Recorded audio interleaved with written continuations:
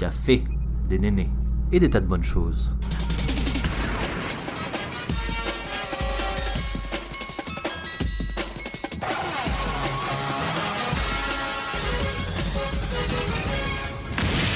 Bienvenue à tous sur Café et Néné. Bonjour, bonsoir et bienvenue sur le podcast. Aujourd'hui, on reçoit deux sœurs, Sandrine et Sophie, pour parler accouchement.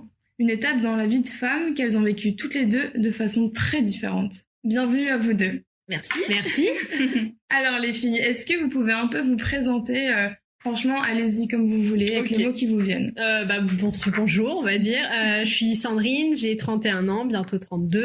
Je suis mariée du coup avec JB, avec qui je suis depuis plus de 12 ans. Et ensemble, on a une petite fille qui s'appelle Iris et qui va bientôt avoir 1 an dans 10 jours. Je suis aussi accessoirement donc la sœur de Sophie qui est là. Et dans la vie pro, je suis office manager dans une agence. Voilà pour moi. Super.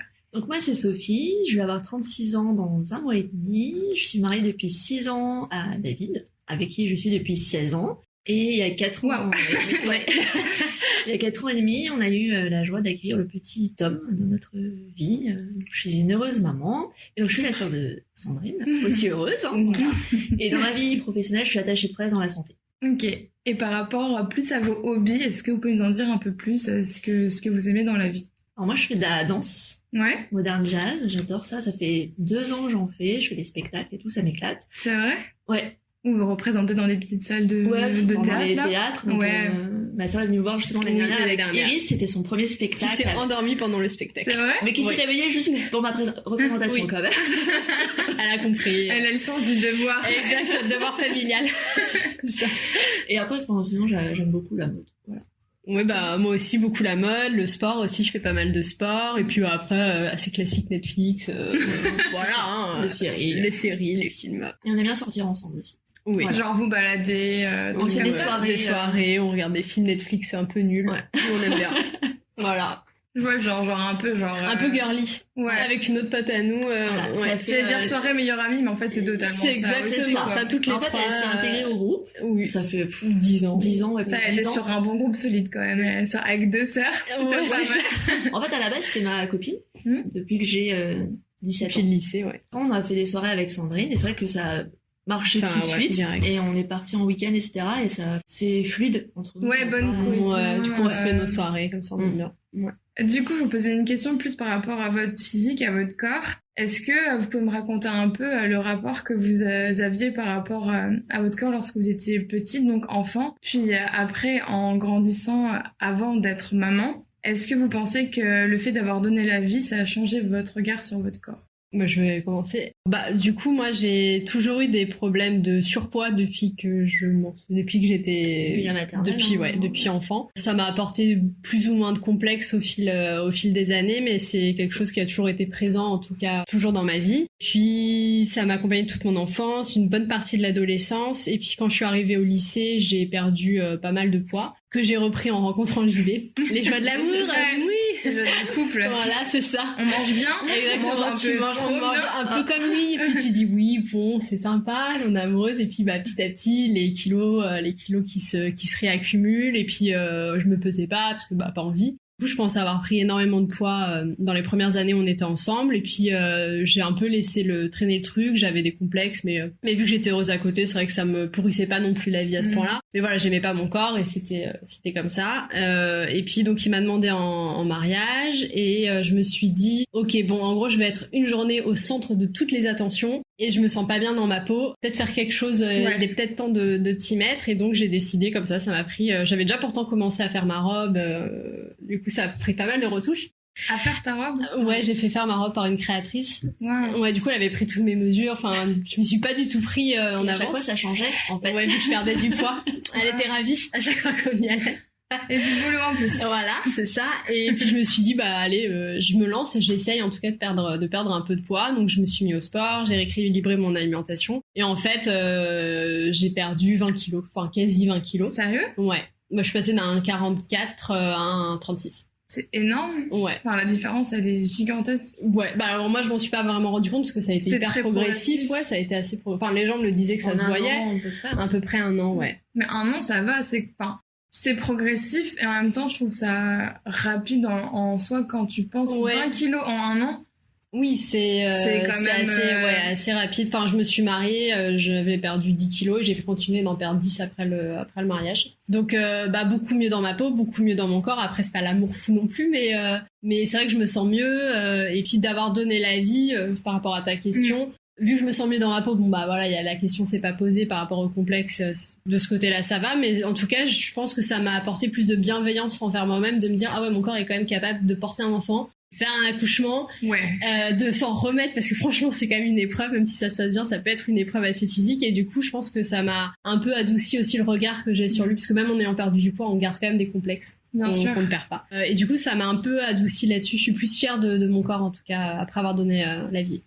Et t'as pas eu trop de complexes liés au fait d'avoir accouché, c'est-à-dire la peau peut parfois... J'ai eu de la chance, j'ai pas eu de vergeture, pas la peau, j'ai pas eu la peau qui a craqué ni rien. C'est fou quand même, pas de vergeture. Toi non plus, je crois. C'est vrai. Je pense que c'est une qualité de peau. Parce que notre mère, elle a aucune Excusez-moi de ne pas avoir la même qualité de peau que vous. Non, mais je pense que c'est parce que... On n'a rien. Et notre mère n'a rien non plus. Donc je pense que c'est plutôt lié à ça. Franchement, c'est bon à prendre.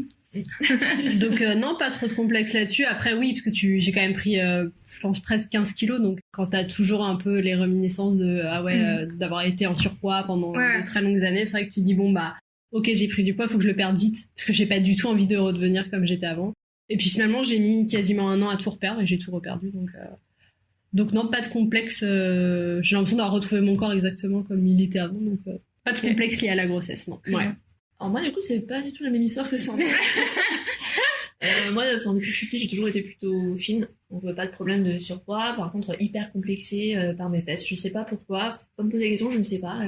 J'étais au collège, je cachais mes fesses avec un pull attaché autour de la taille. C'est vrai. Ma mère me disait, mais c'est ridicule, t'as rien à cacher. Ma soeur non plus. Voilà. C'est toujours présent en moi, ce complexe fessier. Mais bon, de toute façon, je peux rien y faire. C'est quoi, tu trouves qu'elles sont pas quoi passer? Ah, elles sont trop grosses? Ouais, pour moi, elles sont trop grosses.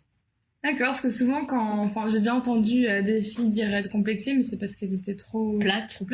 Non, moi, j'ai trop grosses. Ok. Voilà, c'est plutôt tendance en plus en ce moment. À la Nicki Minaj, quoi. Ouais. Je suis pas à ce point-là. Non, je sais pas, c'est dans ma tête. C'est vrai que c'est présent depuis que je suis ado, au collège. Et après, j'ai grandi. Mon corps est resté tel quel. J'ai pris 20 kilos pendant la grossesse.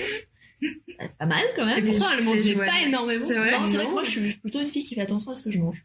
Je suis pas une grosse mangeuse. Voilà, depuis toujours, du coup. Ouais. Enfin, c'est vrai que je mange pas mal de légumes, etc. Tu manges plutôt sainement, sans... Ouais, moi, je mange sainement. Mais du coup, sans trop te prendre la tête, ou c'est quand même un truc où tu fais gaffe? Non, moi, dans ma vie courante, vraiment. Voilà, je fais pas beaucoup... Enfin, je fais pas d'efforts pour bien manger. Oui, d'accord. Et donc, 20 kilos pendant la grossesse. Et que j'ai reperdu en fait en 1 an aussi. Donc j'ai l'impression d'avoir retrouvé le même corps que j'avais avant. Voilà. Donc moi je me sens plutôt bien dans mon corps avec mes fesses imposées. avec mes fesses rebondies. Ok. Est-ce que quand vous étiez petite, vous saviez déjà que vous vouliez avoir des enfants plus tard? Ouais. Enfin, je sais pas, j'ai l'impression que c'est un schéma de vie en fait. C'est vrai qu'avec notre mère on est hyper proches, enfin même fusionnelles, toutes les trois. Et pour moi, ma vie n'était pas concevable en fait sans avoir d'enfant. Après, je me suis mariée et c'est vrai que j'ai mis du temps avant de vouloir un enfant. Mon mari, il était toujours là, on se lance. Et moi, je voulais pas trop tout de suite. En fait, je voulais profiter, voyager. Et je sais pas, du jour au lendemain, il y a un déclic qui s'est fait dans ma tête. Et je me dis, c'est maintenant. C'est hyper bizarre. Ouais, non, mais du coup, Et voilà. C'est sympa de savoir que ça existe aussi ce genre de phase où t'es dans un oui peut-être plus tard, mais tu sais que tu veux c'est bon, c'est maintenant. Ouais, je sais pas, il y a un truc qui s'est passé en moi et voilà. Oui, alors moi aussi j'en ai toujours voulu, c'était une évidence pour le coup pour moi. Puis après j'ai rencontré JB et ça a un peu confirmé mon envie de vouloir créer une famille avec lui. On a pris le temps aussi parce que tous les deux on était plutôt d'accord là-dessus, on voulait profiter de notre vie tous les deux. Alors moi j'ai pas eu de déclic, je me suis pas levée un matin en me disant tiens c'est maintenant, mais petit à petit l'idée elle a fait son chemin et puis on est rentré de voyage de noces et on s'est dit on arrête la pilule et puis on verra en fait. Mais non, j'ai pas eu de déclic, mais ça a toujours été en moi et je l'ai toujours su que je voulais être maman plus tard. Et du coup, est-ce qu'il y a un moment où vous avez commencé plus à regarder n'importe quoi, genre les femmes que tu croises? J'ai l'impression que, autour de nous, il y a quasiment le même nombre de choses, les mêmes choses qui se passent, mais suivant ton humeur, suivant les choses qui te trottent en tête, tu vois plus certaines choses. En l'occurrence, j'ai remarqué que, Par exemple, j'ai une amie qui potentiellement, enfin, elle a envie de devenir maman, mais pas forcément tout de suite. Elle va avoir tendance à vachement plus remarquer les femmes enceintes, les petits dans les poussettes et tout. Bah, je vois que Sophie fait quand même oui, et moi plus non, c'est vrai que j'ai pas ça vu que c'était pas ça a vraiment fait vraiment c'était vraiment très lent, il y a pas eu de déclic, j'ai pas eu une envie soudaine, ça a toujours été en moi, du coup c'est pas j'ai pas puis on en parlera peut-être plus tard, mais j'ai eu la chance que ça arrive très vite aussi pour moi, donc j'ai pas eu ce côté un peu qui devient un peu obsessionnel et qui devient une envie qui te quitte pas en fait. Ouais, qui t'anime. Ouais, vu que ça arrivait très rapidement et du coup j'ai pas eu ce truc de me dire je vois des femmes enceintes partout, je vois des bébés partout, ça s'est fait hyper vite, donc je suis pas trop passée par cette phase-là, je pense. Et toi, Sophie, t'avais l'air plus de faire un envie de la tête. Moi ça a été très dur parce qu'en fait j'ai mis presque 1 an à tomber enceinte. Donc quand tu mets 1 an à tomber enceinte, tu vois beaucoup les femmes enceintes dans la rue, tu vois les jeunes mamans avec la poussette, etc. Et toi en fait tu les détestes. Parce que toi en fait t'as pas la chance de tomber enceinte. Donc ça a été très dur, c'était une période compliquée, j'ai beaucoup pleuré. À chaque fois j'avais mes règles en fait. Je me dis c'est pas encore pour cette fois, qu'est-ce qui se passe, je suis pas normale, mon mari est pas normal, voilà, il y a un problème. Jusqu'au jour où ma mère en fait elle travaille pour une dame qui a eu en fait le même souci, qui n'arrivait pas à tomber enceinte et qui m'a dit écoute, j'ai été à la pharmacie, j'ai acheté une sorte de petit ordinateur qui mesure en fait ton taux d'ovulation. Ça coûte un peu cher, mais du coup en 2 mois je tombais enceinte. Et alors moi j'étais vraiment il me le faut. Donc j'étais à la pharmacie, c'est quand même 140 €. Ah oui. En 2 mois je tombe enceinte. Donc la personne, ça fait exactement comme elle. C'est pareil. Plutôt efficace quand même. Plutôt efficace. Du coup je l'ai passé à une de mes copines aussi qui n'arrivait pas à tomber enceinte et elle est tombée enceinte. Waouh. Moi, je sais que cette machine, elle existe parce que les personnes qui souhaitent ne plus prendre de contraception l'utilisent justement pour connaître à la perfection leur cycle. La période d'ovulation. Et ne pas... c'est vachement bien fait, hein. Juste hyper précis. C'est vrai? Ah ouais, vraiment. C'est rigolo. J'ai toujours chez moi, au cas où quelqu'un veut. Location de machine. C'est ça. C'est rigolo. Du coup, est-ce que vous pouvez un peu me raconter comment ça s'est déroulé votre pré-grossesse? Puis après votre grossesse, est-ce que vous étiez plutôt dans la team je veux tout savoir et du coup je me renseigne sur tous les sujets, ou plutôt en mode feel good, vite fait à recueillir les infos dans l'entourage, comment ça s'est passé? La pré-grossesse, ça a été hyper court. En fait, moi j'ai arrêté la pilule et je suis tombée enceinte 2 mois après. Ouais. Donc pas trop le temps de tergiverser, ça m'est un peu tombé dessus, j'étais là ok, parce que nous on s'était plus dit dans notre tête ça prendra 6 mois, ça prendra le temps, et on n'était pas pressés, donc ça nous est tombé dessus hyper rapidement. Donc la pré-grossesse hyper sereine, c'est vrai qu'on s'est pas pris la tête du tout et que ça arrivait vite, donc je sais que je suis hyper chanceuse là-dessus. Et après le début de grossesse très dur pour le coup, hyper malade, des nausées mais horrible. Je pense que j'ai passé 2 mois, des nausées, mais c'était j'allais courir même aux toilettes du travail parce que c'était mais c'était vraiment en fait ça m'a pourri la vie, quoi. Tu les vois se lever et ils tapent leur meilleur sprint jusqu'aux toilettes. Et en fait un mal-être permanent, quoi. Du lever au soir, je me réveillais la nuit avec des nausées, j'étais obligée de manger la nuit, alors que moi qui mange pas du tout la nuit, j'étais obligée de manger un truc parce que sinon j'arrivais pas à me recoucher tellement j'étais vraiment mal, et des maux de ventre aussi hyper violents qui m'ont fait même consulter mon gynéco parce que je me suis dit oula, pourquoi j'ai mal comme ça, et en fait non, c'est juste que tout se met en place, tout s'étire en fait, et mais 2 mois hyper rudes, pour le coup pas hyper au top, quoi. Et puis surtout que c'est les mois où tu peux pas en parler. Ah oui, moi à ma famille j'en ai parlé direct, mais tu peux pas en parler à ton boulot, tu peux pas, et du coup t'es obligé de faire un peu bonne figure alors que t'es vraiment t'as qu'une envie, c'est d'être dans ton canapé et pas bouger parce que t'es vraiment j'étais vraiment très mal, Et puis une fois que les 2 mois et demi sont passés, franchement nickel. Une grossesse hyper sereine, hyper fluide, tout s'est super bien déroulé, donc vraiment c'était un bonheur, quoi. Parce que du coup, peut-être pour celles ou ceux qui savent pas, c'est jusqu'à 3 mois. Il y a plus de en général, c'est jusqu'à 3 mois. Que justement. C'est ça, tu peux faire une fausse couche jusqu'à 3 mois, et après même je crois que ça existe jusqu'à 5 ans. Des fausses couches assez tardives, mais c'est vrai qu'on considère que jusqu'à 2 mois et demi, 3 mois. Enfin, c'est là où t'as ton papier pour annoncer ta grossesse à la sécu, en gros. C'est ça. Avant ça ne se déclare pas. Avant tu ne déclares pas ta grossesse. Okay. Donc une fois que t'as passé tes 3 mois, c'est là où t'en parles un peu plus à tout le monde, parce que tu te dis bon, si j'ai passé les 3 mois, techniquement, puis tu fais aussi ta première écho à 2 mois et demi. Ouais, et là, du coup, il vérifie. Sophie, elle connaît toutes les dates. Parce que moi, je suis dans la team où je me renseigne sur tout. Ouais, et moi beaucoup moins. En mode, oui, bon, on va vivre ça au jour le jour. Elle était plus organisée que moi. D'ailleurs, dans la vie, en général, elle est plus organisée que moi. Et du coup, tu fais ta première écho et ça te confirme si tout va bien. Tu fais le test de la trisomie. Enfin, tu fais plein de choses qui te donnent un peu plus, qui te rassurent aussi un peu plus et tu peux en parler à ce moment-là. Et je pense que bizarrement, c'est à ce moment-là aussi où j'ai commencé à me sentir mieux physiquement, à avoir moins de nausées, moins de maux de ventre. Donc il y a peut-être aussi une part un peu de psychologique. C'était un peu libéré de tout ça. Donc après c'était nickel. Ok. Ouais. Alors moi du coup l'après-grossesse, comme je disais tout à l'heure, hyper compliqué. Et par contre la grossesse, parfait. J'ai adoré être enceinte. C'est vrai. Ah, c'était un état de pur bonheur pour moi. Tout le monde me regardait, tout le monde elle était super bon. L'aura des femmes enceintes. C'est ça. Genre, le glow. elle brille. C'est ça, t'as le glow. Mais oui, t'as le glow, mais tout le monde se retourne sur ton passage. C'est ça. Tel Beyoncé, tu vois. Mais qui est cette femme? C'est ça. Et du coup, j'ai adoré. Enfin, vraiment, c'est une période bénie pour moi. Ouais. Alors déjà, j'étais hyper contente d'être enceinte parce que oui, c'est un soulagement. Ouais, c'est pour vraiment il y avait de ça aussi. Un bonheur. Enfin, quand j'ai fait le test, je me souviens, c'était un samedi matin. J'ai fait le test sur les toilettes, voilà, 7h du mat, parce que je dormais pas. Là, oui, à 7h, je pense que t'étais tendax. Là, t'attends, et tu vois, donc les 2 barres s'affichaient, et puis c'était vraiment bien affiché, pour le coup. J'ai sauté sur le lit avec mon mari, et je ça y est, je suis enceinte. Il dormait. Qu'est-ce qui se passe? Et là, c'est le début d'un vrai bonheur. Je pense que du coup, avec la relation que j'ai avec lui aujourd'hui, c'est aussi de ça, on est hyper fusionnels, et je pense que c'est vraiment dû à ça. Il y a au fait d'avoir galéré, d'avoir galéré. Ouais, d'avoir beaucoup galéré. Enfin, j'ai tellement désiré cet enfant que forcément on est hyper proches tous les deux. Le fait d'avoir attendu, mais notamment que les deux veuillent, et genre d'avoir ce désir. Voilà, lui il était en début mode de notre rencontre, je crois qu'il voulait un enfant. Hein. Waouh. Voilà.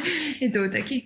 Il est très au taquet là-dessus. Et c'est vrai, depuis le moment où je l'ai voulu jusqu'au moment où j'étais enceinte, c'était une épreuve compliquée, moralement. Et du coup, après la grossesse, une ligne droite dans le sens où pas trop de problèmes. Aucun. Enfin, contrairement à ça, j'ai pas vomi, j'avais pas de nausées, moi j'avais faim. J'avais hyper faim. Ouais. Je pense d'où les 20 kilos aussi. Voilà. Et puis voilà. Et la fatigue, tout ça. Non. Okay. Enfin, moi j'ai bossé jusqu'au bout, sans problème. Pareil, hyper actif. Quand tu dis jusqu'au bout, c'est genre... jusqu'à ce que tu sois obligé de t'arrêter. Oui, ok, on est d'accord. Voilà. Elle a accouché à son arrêt. La fille qui veut vraiment pas s'arrêter. Non, moi j'ai bossé jusqu'au bout. Mais du coup, c'est quoi? Enfin, je dis ça parce que moi, par exemple... C'est 7 mois et demi. Ok. En gros, c'est ça. Ah bah tu connais mieux que moi. En gros, oui, c'est ça à peu près, ouais. Alors moi, après, t'as le congé pato aussi. Ouais, mais moi, j'ai même pas pris parce que t'as même pas pris ton congé parce que le boulot, donc pas besoin d'avoir le congé. En plus, à mon boulot, elles sont hyper cool. Je pouvais bosser de chez moi sans problème pour éviter de prendre les transports. C'est bien ça. Sans donner à la maison, on se dédège et tout. Non, franchement, c'était chouette. C'est cool. Du coup, on peut clairement dire que toi, t'étais dans la team. Je me renseigne pour tout savoir. Ah ouais, moi, par contre, j'avais l'appli sur mon téléphone, je suivais son évolution dans mon ventre. Ouais, ça, moi aussi, je l'avais. Mais du coup, l'appli, vous pouvez dire comment ça s'appelle? Alors moi, c'était Baby Center. Okay. Et moi, Grossesse Plus. 4 ans après. 4 ans après, peut-être. Bah, je pense que ça existe toujours, Baby Center. Ouais, je pense. Ouais, et qui est donc une appli pour suivre l'évolution en fait, de ton fœtus, bébé, en fait, la taille, est-ce qu'il mesure la taille d'une clémentine, d'une pastèque, etc. Ouais. Est-ce que ses yeux, enfin, ou la peau. En fait, tu as aussi chaque semaine un petit tips sur ce qu'il est en train de travailler. Ses yeux sont en train de se former. La peau, il perd ses poils. Parce qu'un fœtus est poilu. Voilà, un fœtus est poilu. Il perd ses poils. Oui, c'est recouvert de... C'est recouvert, je sais plus le nom en fait des poils, mais en fait c'est un complètement duvet. Non, c'est un mot scientifique. Je pense que ça ressemble peut-être à une petite pêche à ce moment-là, je ne sais pas. Une pêche qui perd ses poils. Et après, ça les perd avant la naissance. Et ça se recouvre. Il y en a qui les gardent encore un petit peu, on le voit sur les épaules. Iris, elle est un peu poilue des épaules derrière. Ouais. Mais du coup, la team portugaise aussi. On va pas se mentir, c'est pas que le duvet. C'est aussi un peu ça, un peu les poils. Mais du coup, ils les perdent, mais genre ils les perdent dans le bidou, quoi. Ouais, mais je pense que c'est mélangé au liquide amniotique. La nature est bien faite. Honnêtement, c'est impressionnant. Je trouve ça magique. Mais ouais, quand même. Enfin, t'as un corps normal, quoi. Et un jour, t'as un truc qui est à l'intérieur, qui pousse à l'intérieur de toi et que tu vas expulser. Enfin, tu vois, c'est un corps étranger. C'est un corps étranger, mais que ton corps ne rejette pas. Oui, tu alors vois. j'ai écouté hier justement un podcast où ils expliquaient que scientifiquement c'est parce que 50% du fœtus est créé de tes gènes, Ouais. donc ce n'est pas littéralement un corps étranger. C'est pour ça que ton corps l'accepte. C'est vrai que moi, du coup, je me suis... Enfin, en plus, je bosse dans la santé, donc je bossais, je m'en souviens, à l'époque, sur un cas d'enfants qui étaient mal formés à l'intérieur du corps, donc... voilà. Le sujet un peu... Voilà, donc toi, tu fais, ok, donc moi, c'est bon, j'ai bien pris ma vitamine B9, etc. Et c'est vrai que moi, je suis toujours dans l'information, dans l'organisation. C'est vrai que je suis un peu saoulante par rapport à ça, parfois. Non. On a tous nos particularités. Voilà. Et du coup, ouais, j'étais très informée. Même peut-être un peu trop. Et les je pense. bouquins, tout ça et tout. Alors moi, j'étais pas du tout bouquin. Enfin, j'étais plus sur le net. Ouais, à lire des articles. Ouais. Nouvelle génération, quoi. Plus besoin de... C'est ça. besoin de bouquins. Pourtant, j'adore lire, hein. Mais pas sur ça. Ok. Voilà. Alors non, moi j'étais très feel good. J'avais ma petite appli, je regardais ça chaque semaine. Allez hop, mais, mon info me suffit. Ouais, mais en fait je me suis complètement laissée porter et par mon corps et par la grossesse et par l'équipe médicale aussi qui me suivait qui était top. Et c'est vrai que je me posais pas plus de questions de ça. Je voyais que tout allait bien, je ressentais que ça allait bien et puis Donc, j'étais pas très informée sur tout ça. Je me laissais vraiment porter, ouais. Ok. Ça a été un peu ça du début à la fin, donc très sereine. Donc oui, non, je me suis pas surinformée. Non. Et je pense que c'est ce qui m'a permis aussi d'être sereine. Je pense que si j'avais peut-être, quand je vois mon caractère, je pense que si j'avais été trop informée, j'aurais moins bien vécu. Mais je pense que c'est le contraire du coup pour toi, non? Ouais, elle a plus Moi, besoin j'aime bien d'être Parce que informée. moi, du coup, j'ai un caractère plus comme toi, et le fait Ouais. de pas savoir me fait encore Moi, j'adore savoir. plus peur Ouais. que de savoir un truc pas bien, entre guillemets. Enfin, un truc Ouais, à alors l'enjeu, que tu non, vois. moi je préfère moins savoir de choses et. Et c'est que dans la vie, on est un peu comme ça. Quand ouais. si Mhm. quelqu'un de notre famille peut être, a un truc, Mhm. et qu'il doit aller voir... Enfin, moi, je vais le pousser à aller voir le médecin. Et son mec fait, mais non, ça sert à rien. Enfin, c'est vrai, Oui, je suis on est plus comme ça, en fait. Ouais, je me dis que voilà, moins on sait de choses, mieux le cerveau, on va moins travailler. En fait, je pense nouveau que concept. mais je pense que l'aspect psychologique est hyper important. C'est vrai, mais bon. Et du coup, je pense que de se stresser, à avoir trop d'infos, à tout ça, dans mon imaginaire, c'est pas bon, quoi. Ouais, mais parce Donc, que toi, tu réagis comme ça ouais. face Ouais, à une info que t'aurais pas trop envie de savoir, en fait, et tout. ouais, je pense que Du je coup, suis ça te plutôt suffit là-dessus. Ouais, de pas savoir, c'est plus ok que... je pense que ouais, je le Ouais, vis plutôt non, comme mais ça. c'est- Ouais, On réagit vraiment tous différemment Oui, face aux infos. ouais, donc, complètement. Ok. Et du coup, maintenant, on va parler plus de comment se sont passés vos accouchements. Donc, c'est un peu la thématique de cet épisode, quand même. Est-ce que, ça c'est une question à la con, mais est-ce qu'on est vraiment un jour prêt pour le moment de l'accouchement? Non. Il y a un nom général de la tête. Non. Jamais. Bah, moi, je peux commencer, tu veux, parce que ça s'est mieux passé Ouais, que toi. Donc, moi, j'ai eu un accouchement, je pense, qu'on peut qualifier de rêve, parce que tout s'est déroulé comme on peut l'imaginer, presque comme dans un film, parce que j'ai perdu les os chez moi, dans mon lit, à 3h30 du matin. Sympa. Et puis, bah, après, j'ai pas trop de stress pour le coup à ce moment-là. J'ai pris le temps de prendre une douche, IB aussi, on était hyper détente. À la chill, ils sont allés faire un petit barbecue. Ouais, voilà. Prévenu, hein, tu vois. Non, non, ouais, alors ça c'était un truc qu'on s'était dit tous les deux. On prévient personne et on attend d'être à la mater, d'être bien, d'être posé, d'avoir pris nos marques avant de prévenir tout le monde parce que il était 4h du matin et qu'on s'est dit c'est pas la peine d'alerter tout le monde, on va faire notre truc tranquille, on y va et puis ça va le faire. Bon, un peu comme toute la grossesse. À la chill. Voilà. Donc voilà, on a pris nos douches tranquille, on arrive à la maternité. J'avais un tout petit peu de contraction, mais honnêtement rien de violent. Ils m'ont fait les premières prises de sang, premier prélèvement, et ils m'ont demandé de me rasseoir dans la salle d'attente. Et là, je m'assois et là, en fait, je perds littéralement vraiment les os. La poche. En fait, je croyais que chez moi, je les avais perdus. En fait, non.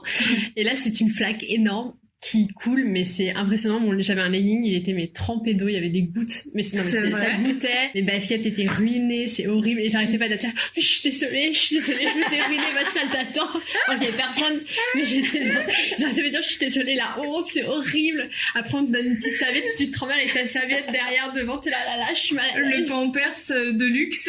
Horrible, t'es là, je suis tellement mal à l'aise. Alors que bon, tout le monde s'en fout. Et donc, ils m'ont auscultée. En fait, j'étais presque pas ouverte. Le col, l'ouverture du col était très légère. Donc, on m'a dit de me balader.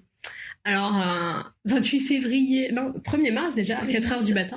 Un 1er mars, se balader autour d'un hôpital. Pas joyeux, non, pas trop. Donc on s'est un peu baladé, là j'ai commencé à avoir des vraies contractions, parce qu'en fait quand tu perds les os, les contractions sont hyper intenses par rapport à quand tu les as pas encore perdues. Ouais, ça s'intensifie vachement. Donc là j'ai commencé à vraiment avoir mal. J'ai réussi à me balader 20 minutes, je pense, un peu. Et puis au bout d'un moment, j'arrivais même plus à marcher, parce qu'à chaque fois on faisait une pause, j'avais des contractions hyper régulières, très douloureuses. Donc ils m'ont repris, ils m'ont réausculté. Là mon col était ouvert à 3 et c'est un peu le moment, la deadline où on te dit ok, quand t'es ouverte à 3, t'as le droit d'aller en salle de travail et t'as le droit à la péri. La péridurale. Dès 3, t'as le droit à la péri. Ouais, dès 3, t'as le droit. Avant 3, non. Dès 3 cm, t'as le droit d'ouverture. Donc là, moi, j'ai dit, oui, c'est le populaire. Je la veux. C'est un oui. Donc on m'a installée. Et en fait, je pensais l'avoir assez rapidement. Et en fait, j'ai attendu 45 minutes. L'anesthésiste qui était occupé sur autre chose. Et là, je crois que c'était psychologiquement le moment le plus dur, puisque en fait, on te dit, il arrive toutes les 5 minutes. Et en fait, il arrive pas. Et moi j'étais dans une souffrance, j'avais vraiment des douleurs, des contractions assez intenses. Et psychologiquement, je leur ai dit, je crois que c'est le moment où j'ai dit mais je vais mourir en fait. Parce que tu te sentais pas bien. Ouais, tu lâches, enfin au bout d'un moment ton cerveau ouais, ça faisait quand même je pense 3-4 heures, voire même je pense 3 bonnes heures où j'avais vraiment super mal, donc tu te dis bon, OK, je tiens mais je sais pas trop comment. Et puis on m'a fait finalement la péri, il est arrivé et là nickel. Est-ce que tu peux expliquer un peu la péridurale, par exemple, qui savent pas? Ouais, alors c'est une anesthésie qui est faite au niveau du dos et en fait ça anesthésie pas complètement, ça atténue la douleur, ça on va dire que ça atténue la douleur, ça endort un peu, mais tu peux quand même encore un peu bouger tes jambes, c'est pas une anesthésie totale. T'es pas immobile.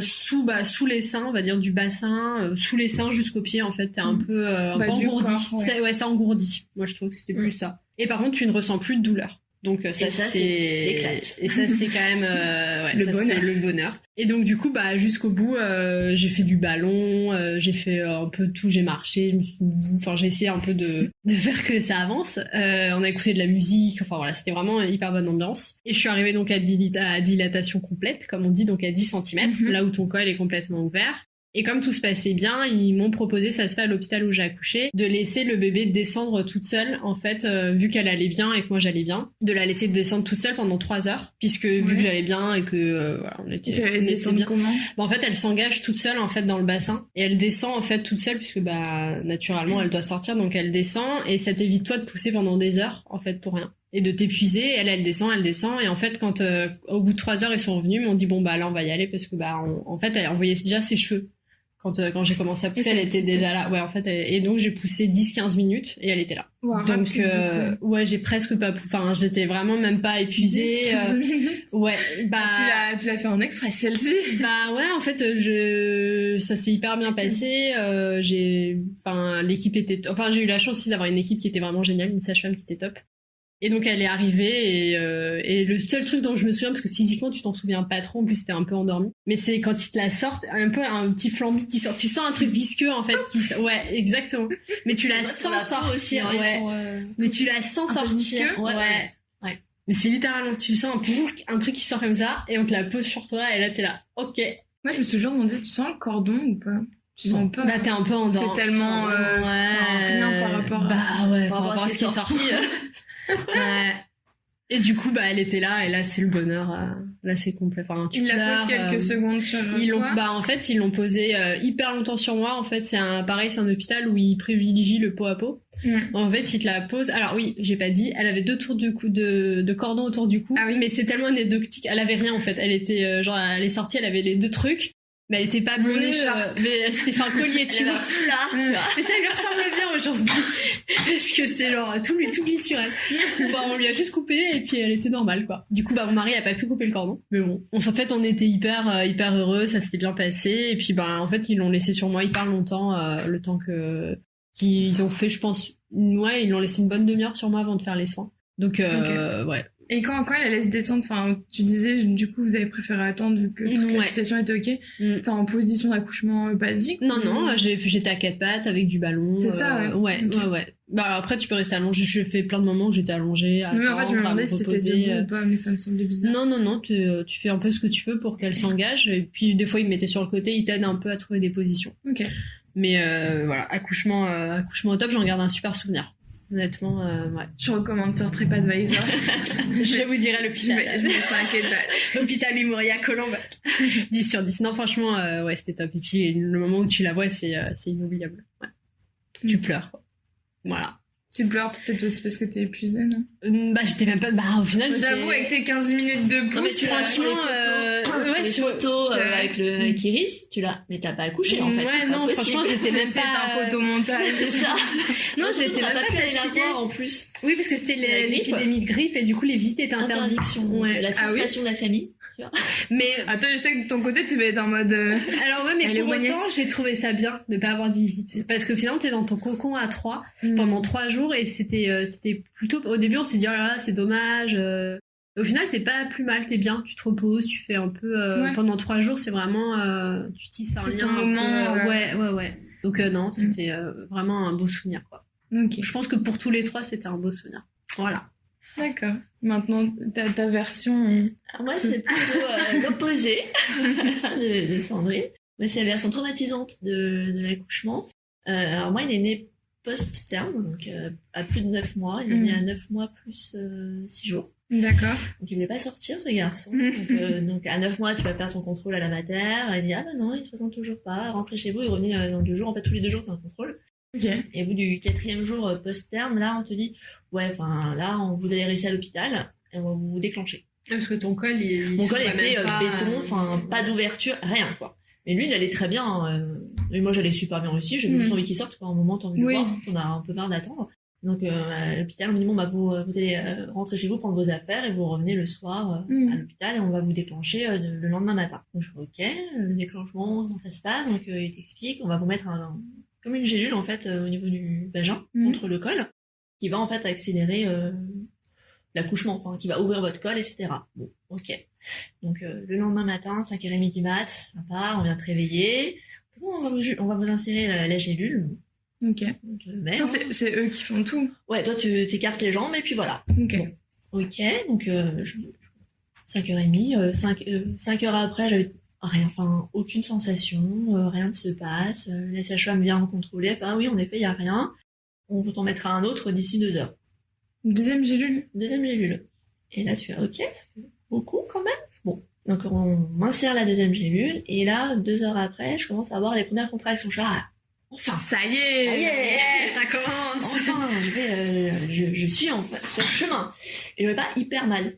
Donc je dis, mon mari était là, franchement, si c'est ça, les contractions, on doit t'enlever, quoi. Easy quoi. Je comprends pas. Les mêmes se plaignent pour rien, hein, franchement. Je dis, je comprends pas, c'est pas qui hurle à chaque fois. Moi, Mais pourquoi? Elles ont l'air de mourir, mais Mais je ne c'est ça, comprends pas. C'est ça, mais pourquoi? je comprends pas, franchement, mais je suis bien, quoi. Ouais, j'ai un peu mal au ventre, mais bon, rien de spécial.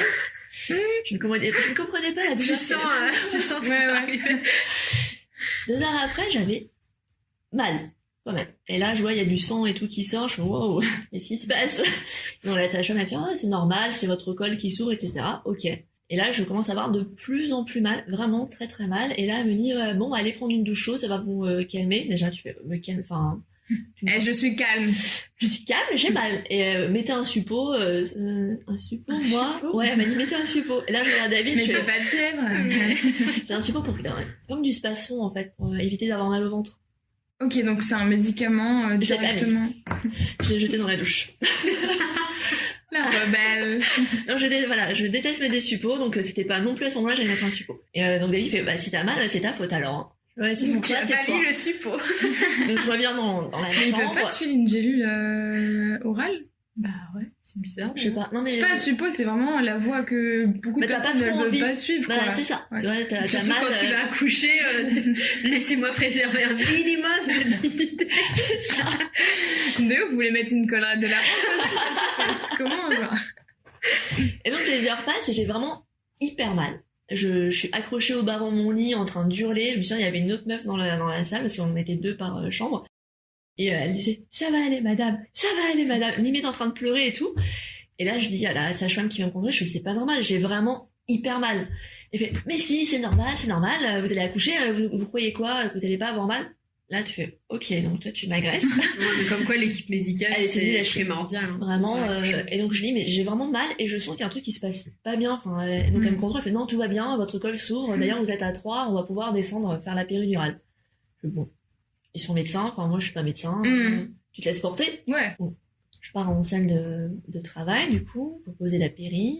C'est un étudiant en anesthésie qui est venu me poser la péri, donc il a raté 2 fois. Et en fait, t'as que 3 fois pour poser une péri. Sinon après, ça t'abîme, je sais pas quoi.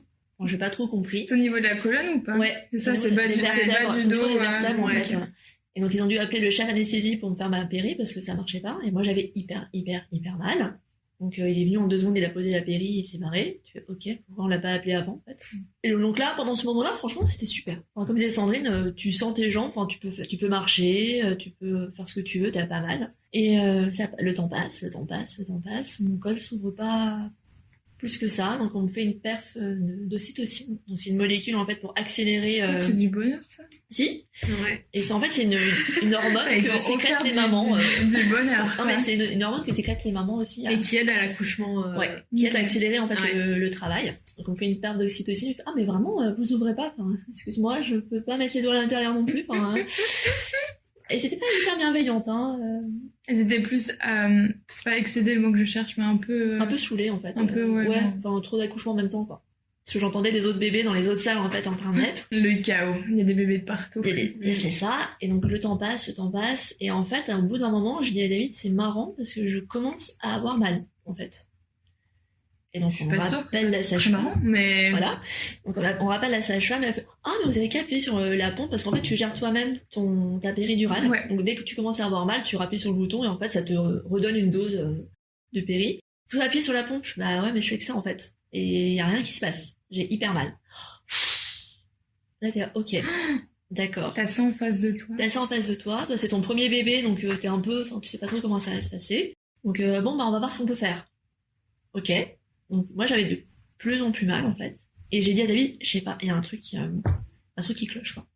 Il fait mais non, t'inquiète pas, c'est rien. Donc ils reviennent avec encore l'anesthésiste. Il fait ah vous avez appuyé sur la pompe. Oui bah oui, je viens de dire à la sage-femme, j'ai appuyé sur la pompe. Il fait bon bah on va vous faire une dose de cheval alors si ça marche pas. Ok. Respectez-moi un moment aussi. Ok, donc bon bah je reviens. Donc il repart. Et donc là arrive au moment où j'étais quand même dilatée à 10. Et ça faisait hyper longtemps en fait que j'étais en travail, ça faisait 20 heures. En tout. Donc toi c'est énorme. Bah moi ça a duré 12 heures de la perte des os à l'accouchement. Voilà, moi, Et toi c'était 20 heures de la perte des os du moment du déclenchement, du parce qu'elle a été en fait. déclenchée elle. Moi j'ai accouché naturellement, ça s'est fait naturellement avant terme, mais elle a été déclenchée après terme. Ouais. Wow. Donc ton corps fatigue un petit peu. Oui. Et là la sage-femme me dit bon bah écoutez vous êtes à 10, on va pousser chez moi mais j'ai hyper mal en fait, je sens tout. Et bah c'est pas grave, on va y aller. J'étais là. Ok. Vous m'écoutez ou pas? On m'écoute pas, moi c'est pas grave. De toute façon toi tu dis bon faut que je sorte mon bébé. Donc tu le prends sur toi. Donc tu commences à pousser, t'as super mal. L'anesthésiste arrive enfin à ce moment-là. Donc il me fait la piqûre, mais ça met un peu de temps à... Ouais, une vingtaine de minutes. Ouais, à peu près. Ouais. Donc bah moi il fallait que je pousse à ce moment-là. Et donc je pousse. Et je me souviens de ce mot de la sage-femme qui me m'ausculte et qui dit « Ah ». Et là je dis « Ah, quoi ?» Ah bah je sens plus bébé. Vous sentez plus bébé. Enfin il n'est pas sorti, il est toujours à l'intérieur, donc... Il est forcément là, quoi. Non, je suis pas à cache-cache, hein, donc... Ah bah ouais, bah je sais pas, vous avez pas assez bien poussé. Ouais, ok. Déjà, cette phrase de pas assez bien poussé. Mais c'est quoi ce jugement? Mais c'est un jugement, je vois même pas comment tu peux juger. Horrible. Votre poussage n'est pas de qualité, madame. T'as pas eu mon diplôme en poussé, mais bon, c'est pas grave. Donc tu pousses, je pousse, et en fait, il sort pas. Et moi, j'avais plus de force. Enfin, au bout d'un moment... Ça faisait combien de temps que tu poussais? 30 minutes. C'est hyper long. Ouais, et je crois que maintenant, c'est au bout de 30 minutes, on arrête et ils aident. Et en fait, ils se sont rendus compte que j'ai un os, en fait, au niveau du vagin, qui est plus prononcé que chez les autres femmes. Et en fait, plus je poussais, plus en fait, il tapait sur cet os et remontait, en fait, dans mon utérus. Il remontait, en fait, il faisait boing, boing. Ouais, ping-pong, quoi. Ah, genre tu pousses, il y va de bon cœur et du coup, descend, sauf qu'il est coincé okay, par cet os qui l'empêche de passer et de sortir. Sauf que lui, à ce moment-là, son rythme cardiaque est en train de descendre, le mien aussi. Et il se rend compte que je fais de la fièvre en même temps parce qu'en fait mon corps est en souffrance totale. J'ai mal partout, enfin j'ai l'impression que mon esprit est détaché de mon corps, c'est hyper bizarre comme sensation. J'ai plus de force pour pousser. Et donc là ils me disent bon bah on va appeler le chef le gynéco là. Ouais. qui arrive et qui me dit, bon bah madame, en effet, il y a un problème, il peut pas sortir. Et donc je fais, bah faites-moi une césarienne, enfin, à un moment, faut qu'il sorte, on peut pas faire césarienne parce qu'il est engagé dans votre col. Ah bah oui. Et là, tu fais, ok, donc on fait quoi? Et il fait, bon, vous allez avoir mal, mais on va le sortir. Ok, on va vous mettre la ventouse. Et là, tu fais la ventouse. Ok. Et moi, en fait, à ce moment-là, je vois plus rien. J'ai plus de force, je peux plus tenir mes jambes, donc c'est mon mari qui me tenait les jambes ouvertes parce que je pouvais plus rien faire. Et là, j'ai une douleur intense, donc ils m'introduisent en fait cette ventouse à l'intérieur du vagin pour, enfin même un peu plus haut pour choper en fait son crâne. Et je viens de mon mari qui me dit, j'ai vu comme une corde, ils sont en train de pousser vraiment, barbare quoi. Épisio à fond, donc j'ai entendu le clac du périnée qui coupe. Et c'était terrible, enfin le sang qui gicle, enfin bref, l'horreur. Et donc à ce moment-là, enfin la péri fait effet, donc je sens plus, mais je suis un peu dans les vapes, et là donc je le vois sortir. Donc c'est un peu comme disait Sandrine, c'est un flambé qui te sort comme ça, et qui te pose en fait sur toi tout de suite, et là tu partages le regard de ton bébé, et c'est hyper intense. Ouais, c'est magique. Enfin, déjà ils ont les yeux hyper noirs, enfin la pupille est hyper dilatée, etc. Ils te cherchent du regard, et ça c'est magique. Et après en fait j'ai plus rien senti, et je me souviens plus. T'as fait une espèce de comme un blackout en fait, et là ils m'ont dit faut donner des Doliprane au bébé, parce qu'en fait lui il a fait de la fièvre aussi, et ce qu'il faut dire aussi c'est que quand tu dépasses le terme, le liquide amniotique en fait il se renouvelle plus, et donc en fait c'est pas hyper bon pour le bébé, et lui il était en souffrance fétale en fait pendant l'accouchement. Il a fait caca dans le liquide amniotique, ce qui est hyper mauvais parce qu'en fait il avale ses germes. Donc ils ont dû aller faire les soins assez rapidement. Il m'a injecté du Doliprane parce qu'il a fait de la fièvre en même temps que moi. Donc ça c'est un peu chiant. Et après j'ai un blackout. Voilà. Donc tu te rappelles de la phrase de il faut du Doliprane, mais ouais, voilà. À partir après, de là, je sais que David est parti avec lui dans la salle des soins. Et après, je me souviens pas ce qu'ils m'ont fait, enfin le placenta, etc. J'ai aucun souvenir de ça. Tu te souviens pas de la sortie du placenta? Pas du tout. Je sais pas, c'est ce que je disais, mon corps mon esprit détaché de mon corps, quoi. Genre j'ai eu tellement mal, ça a été tellement traumatisant physiquement que, enfin, je sais pas, le corps est hyper bizarre. Il réagit comme ça chez moi en tout cas. Alors, le premier souvenir que j'ai après, c'est quand on me l'a reposé en fait sur moi et que je suis restée en fait une demi-heure avec lui dans la salle. Et voilà. Et je me souviens même pas d'être montée dans ma chambre d'hôpital après quoi. Ce que j'allais te demander. Non. Mais même quand quand David nous a envoyé la photo après l'accouchement avec le petit, on la reconnaît même pas. C'est vrai. Elle est méconnaissable sur cette photo. Elle est genre gonflée partout. Franchement, c'est le premier truc. Je n'ai même pas vu d'abord le bébé. Je me suis dit, ah ouais, la vache, on la reconnaît même pas. En fait, tu la reconnais pas. Elle est complètement transformée du visage. Enfin, le visage est déformé, quoi. Ouais. Mais je me dis aussi, tu disais cette phrase, c'est comme si mon esprit était détaché de mon corps.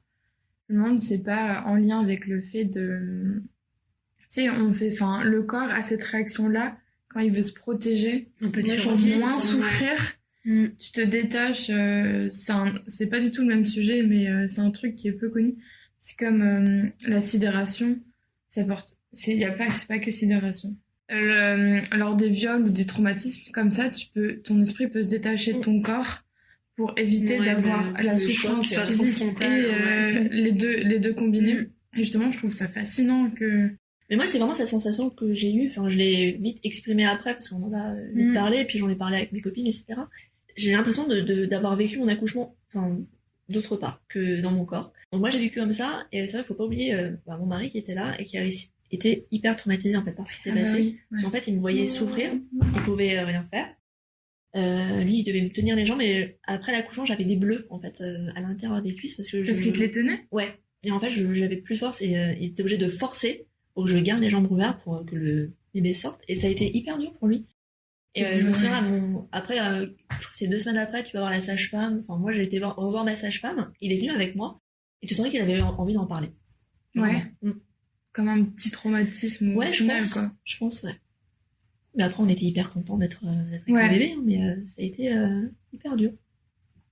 Et toi, genre, c'est peut-être pas l'angle meilleur à aborder, mais t'en as voulu, genre, peut-être aux aides-soignantes d'avoir moins considéré. En fait, après, je me suis vachement renseignée sur ce qu'elles m'ont mis comme médicament.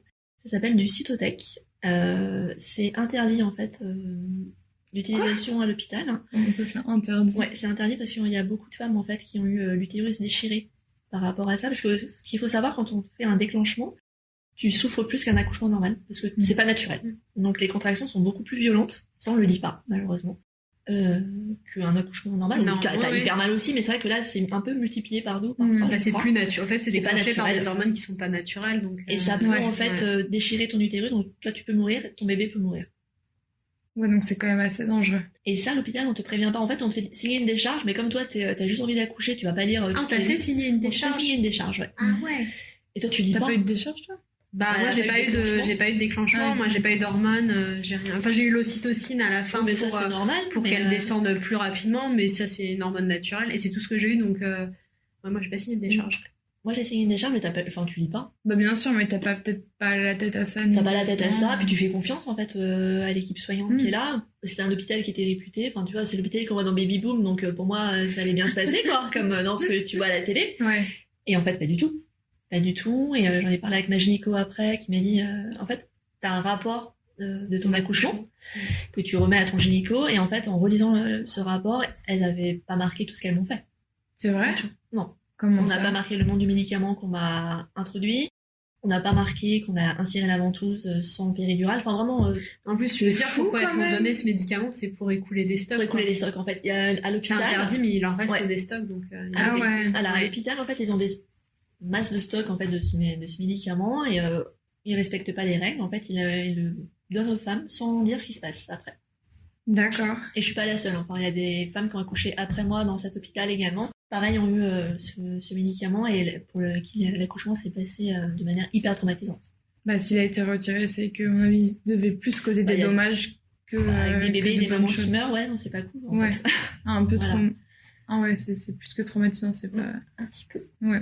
Mais du coup, est-ce que tu peux expliquer le mot épisiotomie? Peut-être que tout le monde ne connaît pas. Alors, l'épisiotomie, c'est ce charmant mot où on Ouais. te coupe au niveau du vagin vers C'est le l'anus, muscle, un peu. ouais. C'est un muscle. On te coupe le périnée, en Ouais, fait. c'est le périnée du coup. Ouais, Ouais. on te coupe. Moi, on me l'a coupé sur 7 cm, ce qui est énorme. Pour le post-accouchement, c'est pas hyper sympa, en fait, ça fait hyper mal.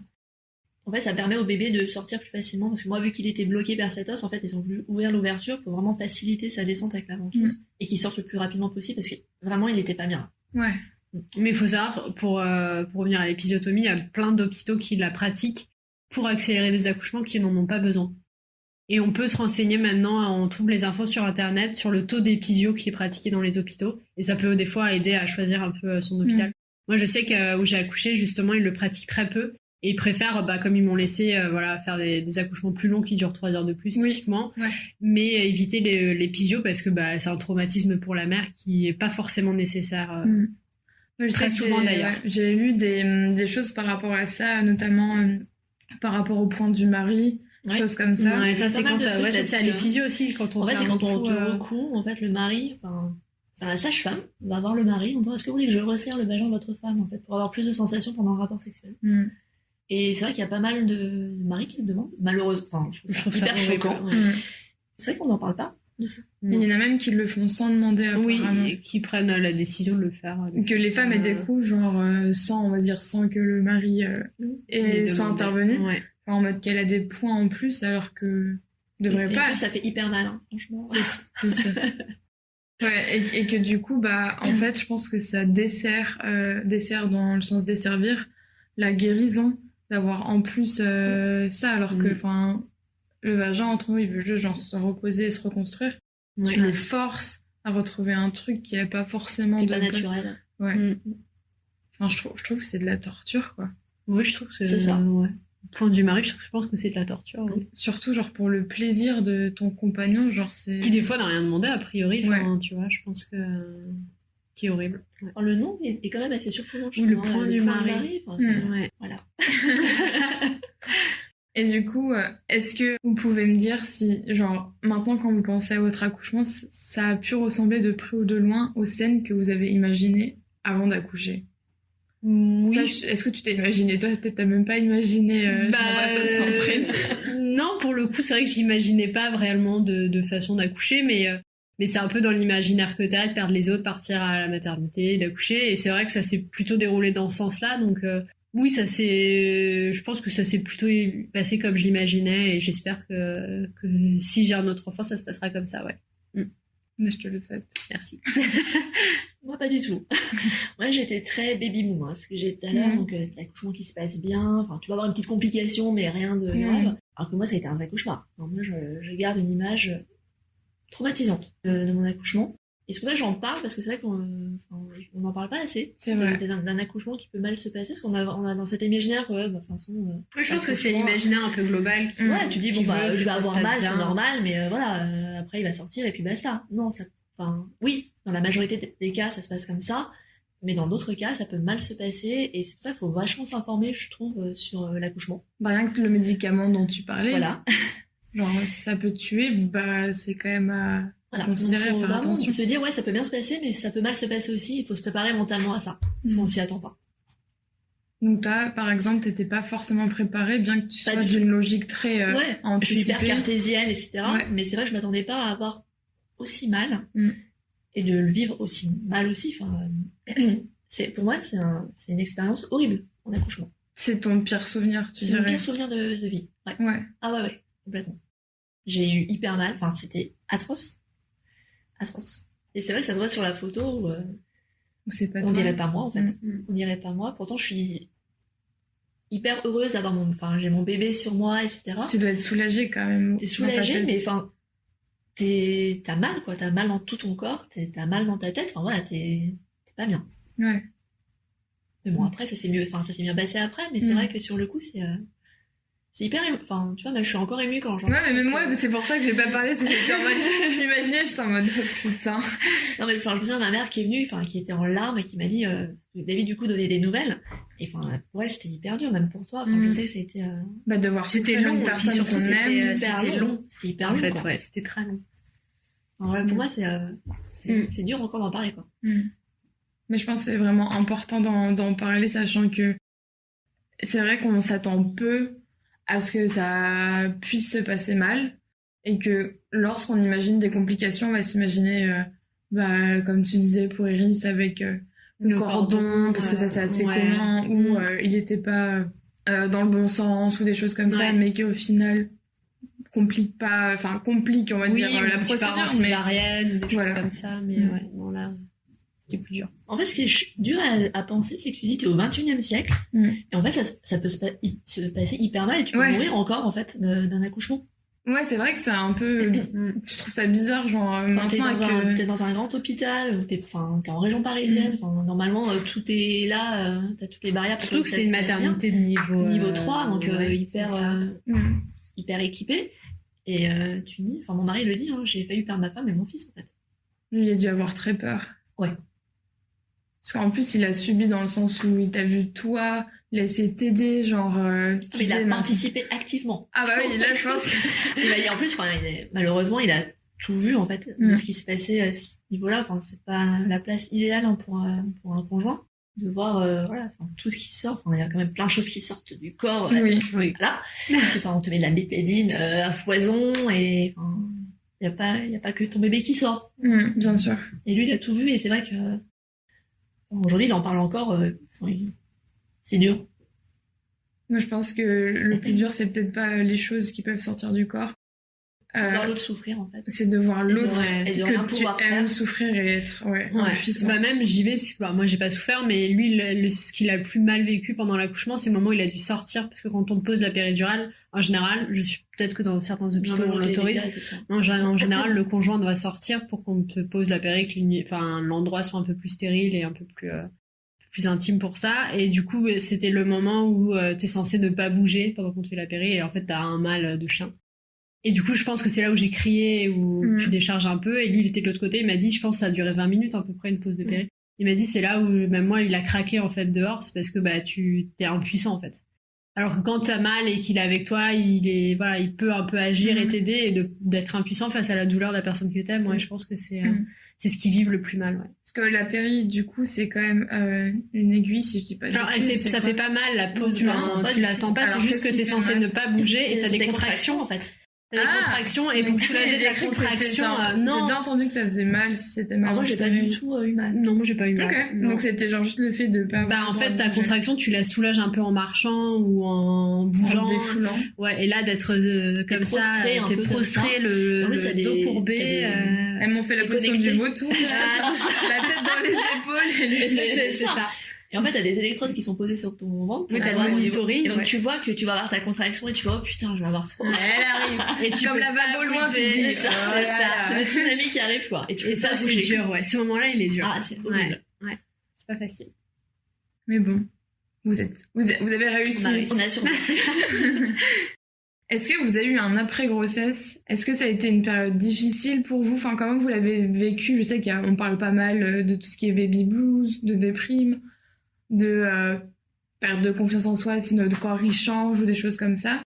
Est-ce que vous l'avez vécu comme ça? Enfin, comment vous l'avez vécu? Et est-ce que vous avez des conseils pour mieux appréhender son corps et même en fait son mental après la grossesse? Bah, je pense que les premières semaines, elles sont dures et physiquement et psychologiquement. Ouais. Physiquement parce qu'il y a des douleurs qui restent au niveau du vagin, c'est hyper endolori et ça c'est vrai qu'on le dit pas assez, je trouve. Ça fait mal après. Ça fait hyper mal après. Quand tu marches, ça fait mal. Quand tu t'assois. Et pourtant moi j'ai pas eu d'épisiotomie, j'ai eu une micro déchirure, donc c'est pas lié à des déchirures, enfin c'est pas lié à des points ou autre. C'est juste que c'est une zone qui est c'est endolori mais fois 1000 en fait. Et j'ai appris ça, mais je pense il y a genre moins d'1 an. On porte des protections hygiéniques. J'allais en venir. Des serviettes. C'est ça. Genre, je l'ai appris tellement il y a pas longtemps. Mais les portes hyper longtemps. Ouais, en fait, en fait, quand tu finis d'accoucher, donc on te prépare, tu sors avec une espèce de gaine, voilà, sympathique. Et donc tu vas faire ta première urine, comme elles aiment bien te le dire. Et là, donc tu découvres en fait que tu as perdu énormément de sang et en fait on te prévient que en fait tu vas en perdre pendant presque un mois, sachant que les premiers jours tu en perds une quantité qui est assez impressionnante et en fait t'as une espèce de serviette hygiénique qui énorme. Je sais pas comment on pourrait la comparer, c'est une autoroute. C'est ça. Ça te va du bas du ventre jusqu'au haut de tes fesses. Voilà. Ils l'ont bien conçu parce que genre les serviettes pour les règles. Ah, ça marche pas. Bah oui, bien sûr. Ah non, ça tu la gardes 10 minutes. Voilà. Et t'es censé la changer toutes les heures, à peu près. Parce que c'est un flux qui est... Toutes les heures? Les premiers jours, c'est impressionnant. Franchement, tu perds pas que du sang. Enfin, on va rentrer un peu dans les détails. Oui, mais parlons des caillots. Tu perds des caillots de sang, tu perds... c'est pas comme tes règles. Des petits morceaux, quoi. En fait, c'est comme des restes de placenta. Enfin, il y a plein de débris dedans. Enfin, c'est... Ouais. C'est vrai, t'as pas trop... T'es là, t'es en mode, putain, il y a tout ça à l'intérieur de moi, c'est sorti. Ouais, et ça sort hyper longtemps. En fait, moi, j'ai été choquée par le temps. Ouais, c'est très long. Moi, je crois que ça allait durer une semaine ou deux. Presque un mois. Et en fait, c'est presque un mois. Et tu dis, mais ça ne finira jamais, quoi. Ouais. Et ça finit quand même un jour. Ça s'arrête un peu. C'est assez... Ça m'énuise et puis après, ça s'arrête, ouais.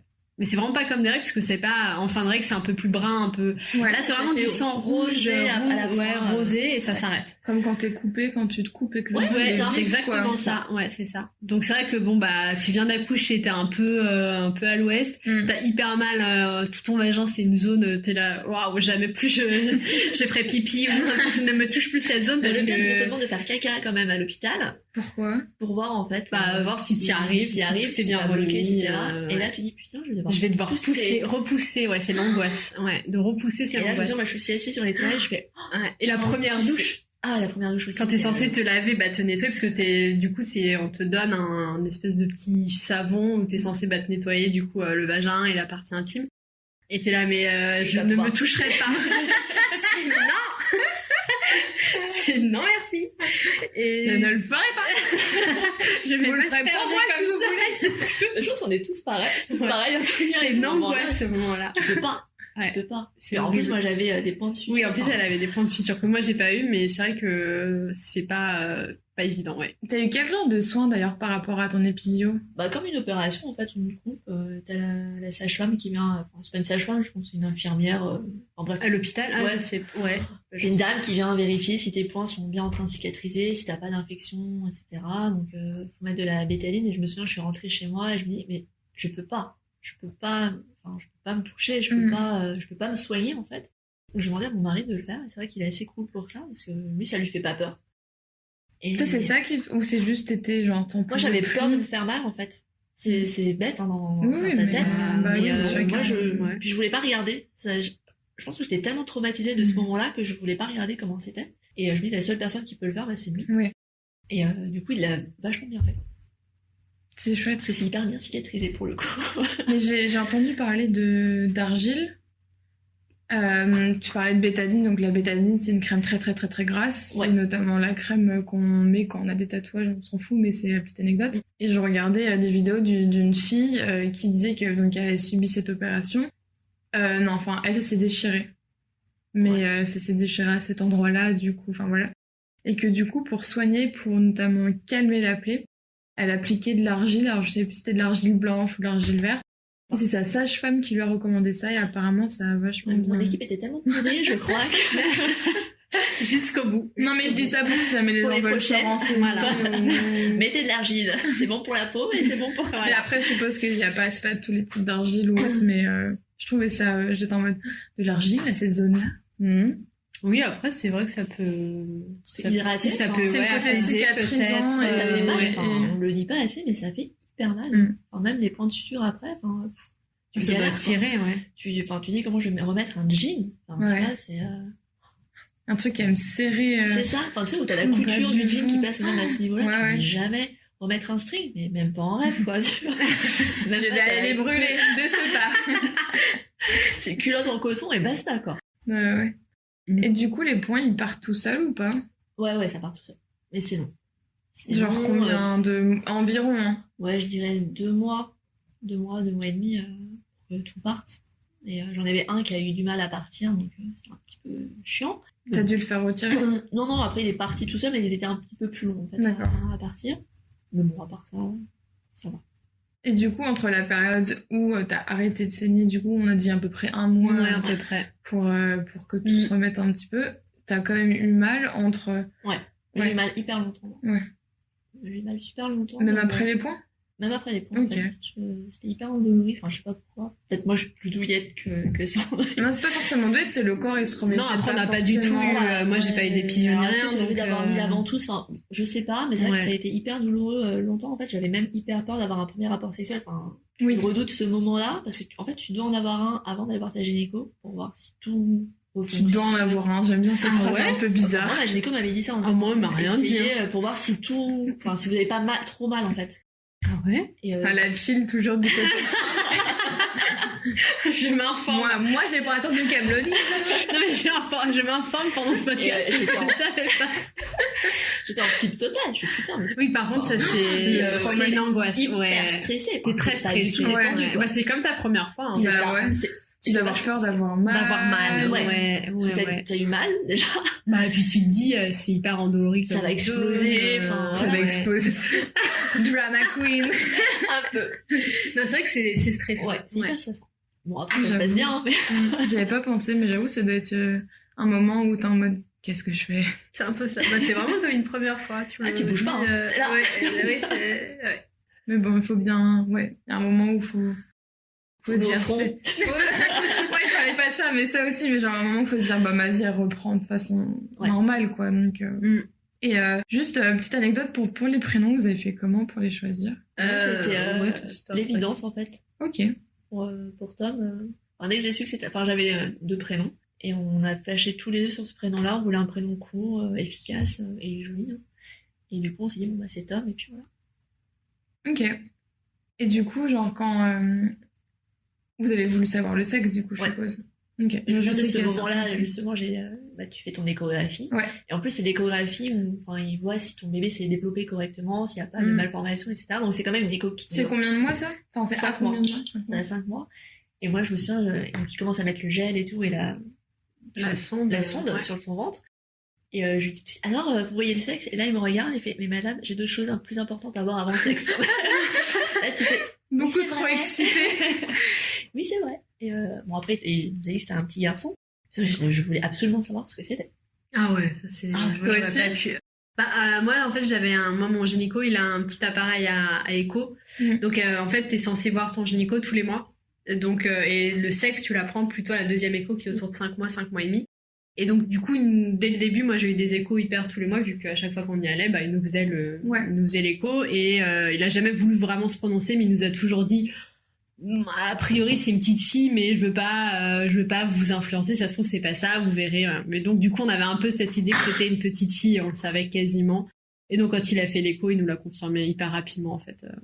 Et moi je trouvais ça trop cool quoi. Pour une petite fille, Et Iris, cool. vous avez choisi Alors oui, parce que nous on avait parlé il y a comme ça, c'est de façon chill hein, toujours, en se disant ah bah tiens, on est tombé sur le prénom qu'on aimait bien pour un garçon. Je vais pas le dire, mais et du coup c'est lié un peu à la mythologie grecque et on trouvait ça assez sympa d'avoir un prénom qui était dans cet univers-là. Et donc quand on a su que c'était une fille, quand il nous a un peu prédit, même avant l'écho, que c'était a priori une fille, on a cherché un prénom de fille qui tournait autour de la mythologie grecque, et on a découvert du coup le prénom Iris, qui est la déesse de l'arc-en-ciel, la messagère des dieux, et quand elle descend sur Terre, elle descend via un arc-en-ciel. Et on trouvait que c'était hyper joli comme symbolique pour un prénom, et que c'est un prénom qui est facile à porter, et on trouvait ça beau. Donc on s'est décidé rapidement là-dessus. On était tous les deux d'accord.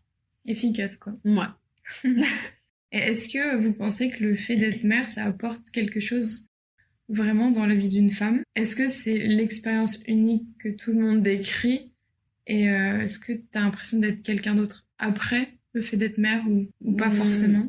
Bah moi je trouve après elle est hyper facile à vivre comme petite fille depuis qu'elle est née. Donc c'est vrai que on te prévient toujours avant, quand t'es enceinte, ça va changer ta vie, tu verras, la vie va complètement différente. Alors c'est vrai, ça change la vie, mais moi je trouve que ça la rend plus belle en fait.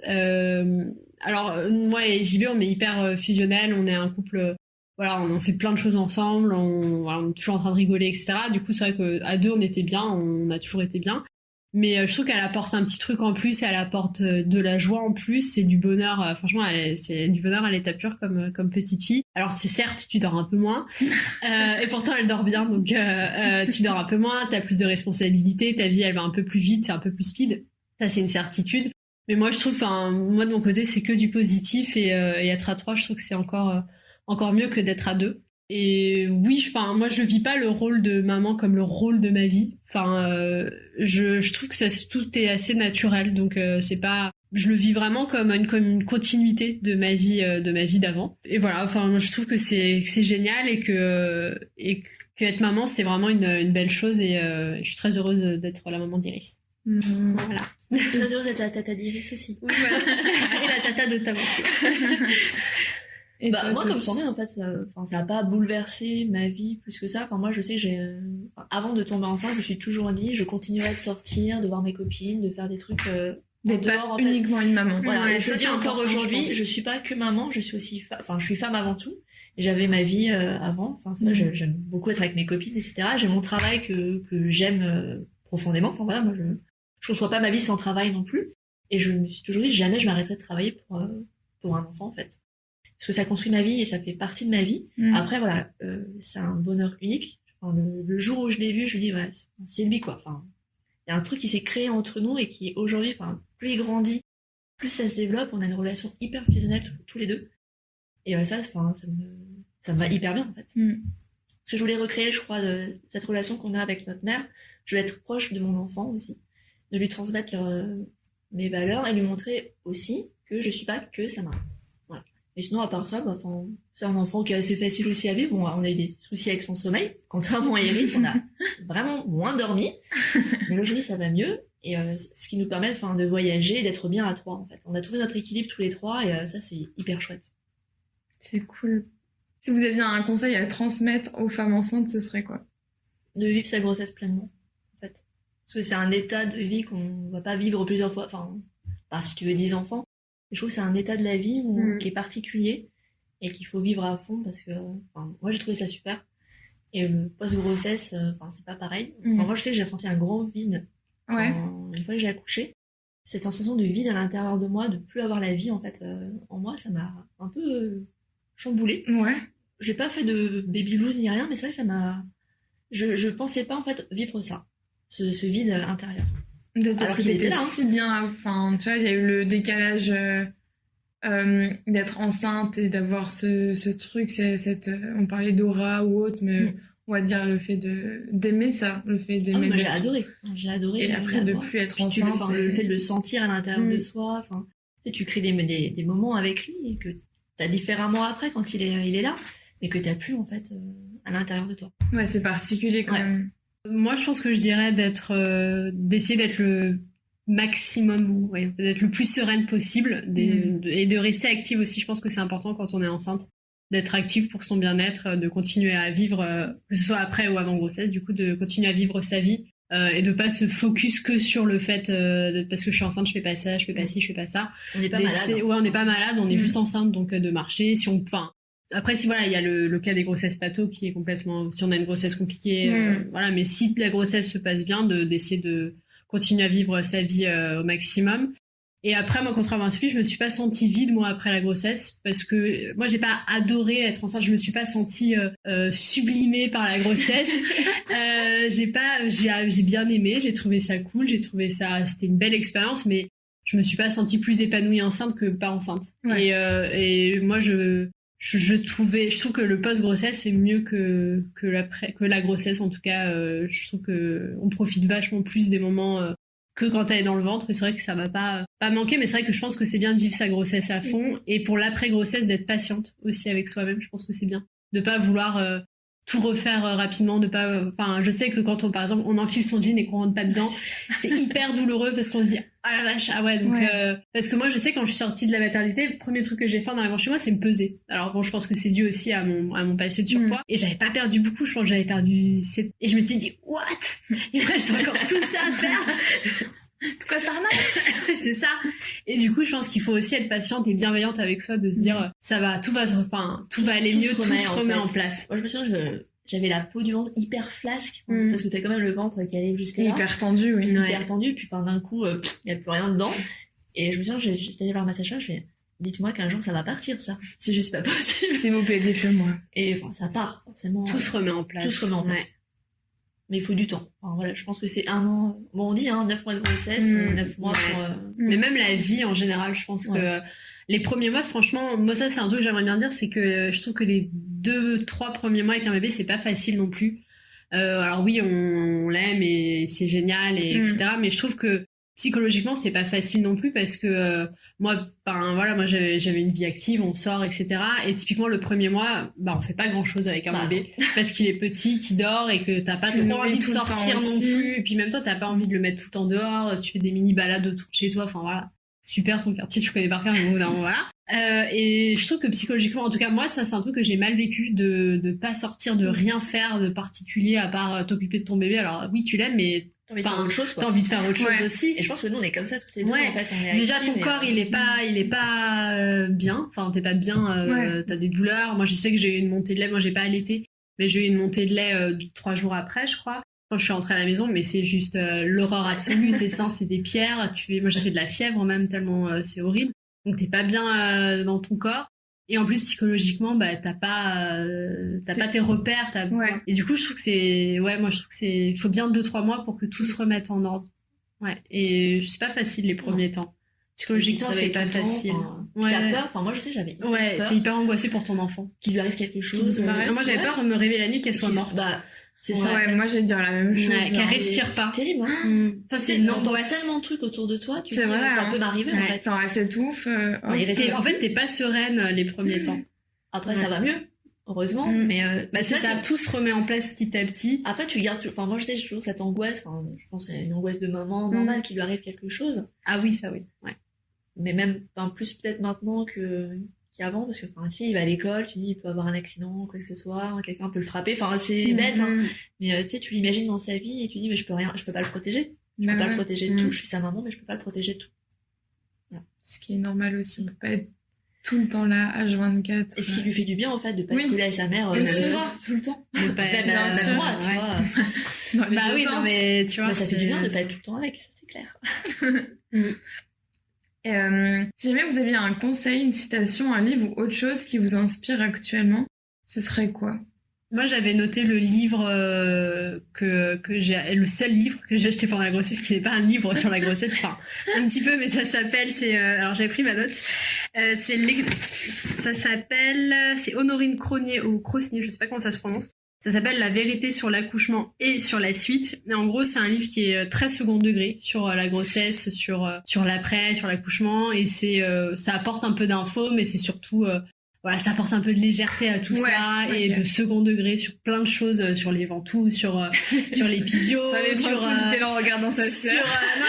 Sur les gens qui viennent te voir ou chez toi ou à la maternité alors que toi t'es vraiment pas bien, t'as pas envie de parler. Au bout du bout, tu les aimes, mais t'es en mode. Ouais, voilà. Et du coup, ça apporte un peu second degré et je trouve que c'est assez cool aussi de dédramatiser un peu tout ça, même si voilà, c'est pas facile, mais c'est bien d'avoir du second degré un peu sur. Moi, je pense que dans la vie en général, c'est pas d'en avoir, et surtout plus sur cette étape qui est pas facile à vivre. Et du coup, c'est un livre qui est cool là-dessus. Cool. Moi, j'ai pas acheté de bouquin pendant la grossesse, mais moi, le conseil que je pourrais donner, c'est de s'entourer de personnes hyper bienveillantes en fait, et qui te disent la vérité. Enfin, c'est vrai que moi, j'étais beaucoup avec ma mère à ce moment-là et avec ma sœur, et ça fait, enfin, t'as besoin d'être avec des gens comme ça. Enfin, pas des gens qui elle est mignonne. Non, enfin, c'est pas que ça, la vie. C'est autre chose. Il faut avancer, il faut pas te focus que sur ton bébé. Enfin, encore une fois, t'es une femme avant tout. Et, il faut y aller, quoi. Et du coup, il y a par rapport aux gens bienveillants qui te disent tout et tout, il y a un truc que vous auriez aimé savoir avant d'avoir la grossesse et l'accouchement. Vous avez appris et vous êtes en mode ah putain, mais c'est ça la vérité en fait. Il y a eu un truc comme ça. Le post-accouchement, enfin moi je savais pas que c'était aussi long, aussi long et aussi douloureux parce que c'est vrai, on n'en parle pas. Le post-accouchement, on n'en parle pas du tout. C'est un peu le truc tabou, enfin il y a un peu Florence Foresti qui rigole là-dessus, tu vois, mais c'est vrai qu'elle va pas au bout du truc. Mais enfin c'est hyper chiant. Les femmes, il faut savoir, voilà, l'accouchement se termine pas le jour où ton bébé est né. Malheureusement. Mais maintenant, on en parle du 4e trimestre. Mais c'est ça. Ah ouais, j'avais entendu. Mais c'est hyper à la mode avec le hashtag postpartum. Qui est sorti il y a pas très longtemps, là. Mais c'est un vrai trimestre, en fait, que tu vis après, en lien avec ton accouchement. Et qui est quand même moins cool que la grossesse. Mais largement, il faut le dire. C'est plutôt de type arnaque. Voilà. C'est ça. Et ça, on n'en parle pas, il faut le savoir, en fait. Et moi, je crois que c'est le premier truc que j'ai dit à mes copines en disant, ah là, ça va? Ouais, enfin, faut savoir qu'après, ça va pas. Mais sans parler baby blues ou déjà oui, c'est vrai que t'as psychologie, enfin physiquement t'as une descente d'hormones, donc t'es aussi un peu chamboulé, je pense. Moi j'ai un peu pleuré et tout, hein. Oui, bah oui, t'as l'alarme facile. J'ai pas fait de baby blues, j'ai pas fait de déprime. Non, mais t'as l'alarme plus facile, t'es plus émotive, déjà t'es fatiguée. Moi en plus il dormait pas bien, enfin c'était un bébé compliqué pour le sommeil, donc t'es crevé, t'es à bout, tu dis mais jamais je vais pouvoir l'élever cet enfant, c'est pas possible, je suis une mère trop nulle. Allez, j'abandonne. C'est ça, allez, je me barre, rentre. Non mais c'est vraiment physiquement, c'est pas très agréable.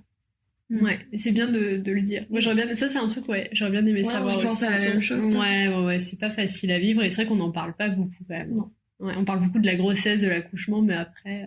Pas le après. Mais je pense qu'on parle, enfin après peut-être je me trompe, mais on parle beaucoup de la grossesse parce que c'est très visible et c'est un avant-événement. Et au final, la pré-grossesse, c'est très caché dans le sens où, à moins que t'en parles, bah la personne n'a pas forcément deviné, tu vois, que ça va pas. Du coup, j'ai l'impression qu'il y a ce côté, pendant longtemps, les femmes ont eu tendance à pas trop se plaindre, entre guillemets, parce que tu passes ville pour la relou service qui fait j'ai mal. Mais entre nous, enfin du coup, c'est quand même une vraie étape où t'es pas bien et c'est normal de pas être bien, quoi. Ah, c'est tout à fait normal de pas être bien. Enfin, l'état BA après l'accouchement, non. Mais je trouve qu'on attend beaucoup des femmes de retrouver leur ligne rapidement, d'être au top. Quand tu vois les mannequins en exactement, elles défilent sur un podium. Elles ont plutôt fait recours à une mère porteuse vu leur corps parfait. Et je trouve ce qui est pas le cas, mais genre non, c'est pas possible en fait. C'est pas possible. Enfin, à un mois, non, tu peux pas défiler sur un podium en bikini. T'as pas envie déjà. T'as beaucoup de chance. Ou t'as beaucoup de chance. Mais en fait, non. Ouais. Et je trouve que on en attend beaucoup des femmes après. On est vachement jugés. Ouais. Tu vois, en disant ah non, t'as perdu. Enfin, t'as perdu. Non, mais ça, c'est vrai que ça, c'est une des premières questions quand on te voit, c'est ça. Alors, t'as remis ton jean. Ouais. T'as perdu combien là? Il te reste combien à perdre? Mais c'est là, mais ça ne te regarde pas. Bah non. Ne me pose pas cette question. Non, mais moi, je me souviens, après l'accouchement, je mettais encore mes pantalons de grossesse. Quand tu peux pas rentrer dans tes fringues, normal. C'est normal. Moi, j'ai pu accoucher en septembre, donc je pouvais pas mettre des robes, etc. Et là, je me dis, putain, je vais jamais rentrer dans mes fringues, c'est impossible. Et en fait, si. Faut laisser le temps. Faut laisser. En fait, ça, faut être vraiment patiente avec soi-même. Et un peu envoyer chier ceux qui posent des questions sur ton poids ou est-ce qu'il fait ses nuits? Ouais, enfin, non. Est-ce que je t'ai posé laissez-nous juste tranquilles, en fait. Ah bon, tu passes ses nuits, tu devrais faire ci, tu devrais faire ça. Ah oui, les conseils. Ah, les conseils. Les conseils qu'on te donne. Les bons conseils. Les bons conseils. Bah non, en fait. Je fais comme je peux, pas comme je veux, malheureusement. C'est ça. Du coup, est-ce que vous pouvez me partager un peu votre définition du bonheur? Pour vous, c'est quoi simplement dans la vie? le bonheur? Moi, je dirais que c'est trouver un équilibre, en fait, Mm. entre le bonheur d'être maman. C'est un vrai bonheur, hein, pour le coup, pour toi aussi. Le bonheur d'être maman, le bonheur d'être une femme. Moi, c'est un équilibre sur tous les plans. C'est d'être bien, et le bonheur, d'être en famille aussi. Pour moi, c'est un vrai bonheur de partager ma vie avec Sandrine, avec les enfants. C'est vrai que c'est un autre cap que tu passes dans ta vie qui est hyper... pour moi, en tout cas, c'est hyper important de partager ça avec ma famille proche, mais mon entourage proche. Pour moi, c'est voilà, la vision du bonheur. Ouais. Ce sera un peu dans le même thème, je pense, c'est être entouré des gens qu'on aime en général. Voilà. Enfin, c'est tout simple, c'est tout bête, mais je pense que c'est ce qui rend heureux au final dans la vie, c'est d'être entouré de ceux qu'on aime. Ok. Et dernière question, pour vous, quel est le but dans la vie, s'il y en a un? Rendre les gens heureux, rendre les gens qu'on aime heureux. Ouais, voilà. Moi, je pense que c'est vraiment c'est ce qui m'anime au quotidien, c'est les voir heureux, les savoir bien et tout faire pour continuer, que ça continue pour tout le monde. Moi, ça, c'est pareil. On a été élevés de la même manière. Donc... ça se ressent sur certains points, ça se ressent. C'est vrai qu'on a cette vision optimiste de la vie et de faire plaisir aux autres, dans le partage. Et c'est vrai que dans notre famille, on est assez comme ça. Et on essaie d'élever nos enfants comme ça. C'est vrai qu'on a la chance de pouvoir vivre des moments assez fréquents. Les voir les deux ensemble, c'est... pour moi, c'est un vrai bonheur. Et c'est vrai que des fois... c'est bête, hein, je suis hyper émue. Pourtant, je suis pas quelqu'un qui pleure facilement. Tu peux demander à Sandrine. Je pleure plus facilement que je suis hyper dur, entre guillemets. Je vais pas pleurer devant un film. Mais c'est vrai que quand ça touche, en fait, ma famille... Pour moi, c'est hyper important et c'est ce que j'ai de plus précieux au monde. Oui. Et les voir ensemble, on a perdu Sophie. Ça y est, elle nous a quittés. Après une courte pause. Voilà, voir les deux ensemble, c'est un vrai bonheur, en fait. C'est cool. Ouais, franchement, trop beau. Merci à toutes les deux. Je vous remercie vraiment d'être venues. Et puis, je vous souhaite tout le bonheur avec vos petits bouts de chou. Merci. Et peut-être à la prochaine fois. Oui. Au revoir. Merci. Au revoir.